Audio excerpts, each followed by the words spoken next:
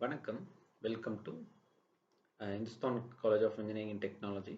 So today's session we are going to talk about database management system. In this subject, I'm going to talk about anomalies in DBMS. Right, anomalies. So we may face a lot of issues while we inserting, deleting, updating data. So those issues comes under one of the type of called anomaly. What is anomaly? Anomaly refers to issues or inconsistencies that arise when performing. Here we can discuss about update anomalies. This is the first one.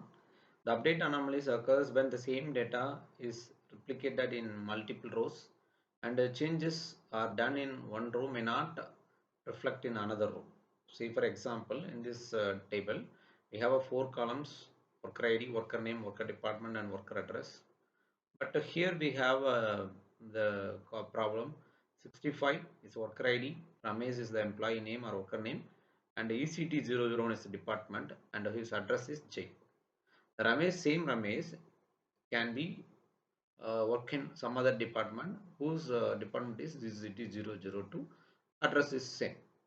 Suppose, as far as anomaly update anomaly concerned, suppose if you are updating the query with employee name or worker name as Ramesh, okay, with worker department is equal to ECT001, and you want to change the address instead of Jaipur, we want to change the address as Chennai. So at this moment, we missed out any one of the data from the particular table.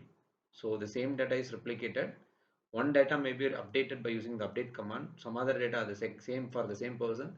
We may not properly update the second data. So that is update. The next one is insertion anomalies. Insertion anomaly actually occurs when a certain attributes cannot be inserted into the database due to missing additional data. For example, we are including one new employee or worker in the particular organization, but still we have not allocated the for a department for the particular employee. At that moment, the worker department may be empty for the particular new employee. So at this moment, we cannot insert new employee when the worker department is not allocated. So this is also one of the issue about insertion. And the next one is an deletion anomaly. So when we deleting the data, the particular data must be removed from the database or table. Here is in this example, suppose if you are deleting the data by using the delete command whose name is Ramesh. At this moment, the Ramesh whose department is ECT001 as well as ECT002, both data will be deleted. But the user intention is deleting only one data, but at the moment it will delete both data, first row and second row. So this is what a deletion anomaly occurs. So we want to identify all those anomalies and we want to address the anomalies properly. How we are going to identify and address the anomaly? So these anomalies can be avoided or minimized by designing the database to adhere some rules and regulations during the database design. So that rules comes under normalization. So normalization generally involves organizing the tables into and applying the rules to ensure the data is stored in a consistent, efficient manner. By using this normalization, we can able to reduce the redundancy and we will ensure the data integrity, and also we can eliminate all those anomalies whatever we have discussed so far: insertion, deletion, updation anomaly. And also we can say that the overall quality of the database may be improved when you are using the normalization, right? So normalization is very important. How we are going to normalize the table? So this is what we have a given table in the first previous examples. The same table have given here. So the step one about applying the normalization, we want to identify the functional dependency. Here is here in this example, the worker ID is a primary attribute or prime attribute. The worker name and worker address, worker name and worker address are the dependent attributes. So worker ID functionally determines worker name and worker address. And the second functional dependency is worker department functionally determines worker name. So worker department functionally determines worker name. So these two functional dependencies are identified from the given table.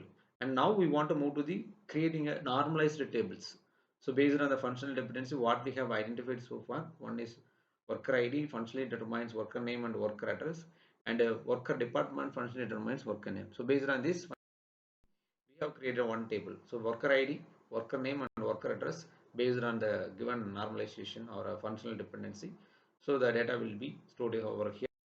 Based on the second functional dependency, here we have a second table, the department table. So in this table, we have worker department and worker name. Based on the worker department functionally determines worker name, we have created two different tables. Now we are in the conclusion part. So insertion anomaly, we can add a new worker without needing department information. So based on that, the normalized table, the insertion anomalies are minimized and avoided, and we can delete the workers department without losing their personal information. So when we delete the data about the workers department, it will not create any problem for the workers personal information. And when we are updating a worker's address or a name, is straightforward and doesn't risk any inconsistencies. Okay, the inconsistency in the sense before and after updation or deletion, some operations are going to be performed before and after that, the data should not be changed. So that's what the consistency is there.